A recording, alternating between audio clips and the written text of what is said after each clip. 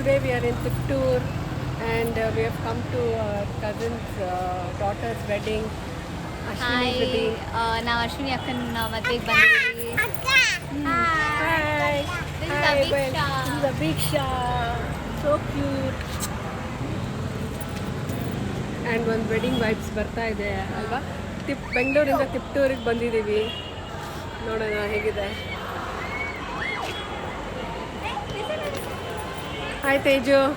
Hi, ಹೇಗನ್ಸಿದೆ ನಿನ್ನ ತಂಗಿ ಮದುವೆ? ಚೆನ್ನಾಗಿದೆ ಬಟ್ ತುಂಬ ಸುಸ್ತಾಗಿದೆ. ತುಂಬ ಸುಸ್ತಾಗಿದೆ. ಹೌದು, ಯಾಕಂದರೆ ತುಂಬ ಓಡಾಟ ಇದ್ದೀರಾ. ಒಂದು ಮದುವೆ ಅಂದರೆ ಅಷ್ಟು ಈಸಿ ಅಲ್ಲ ಅಲ್ವಾ. ನೋಡಿ, ಬೆಂಗಳೂರಿಂದ ತಿಪ್ಟೂರಿಗೆ ಬಂದಿದ್ದೀವಿ. ಗಣೇಶ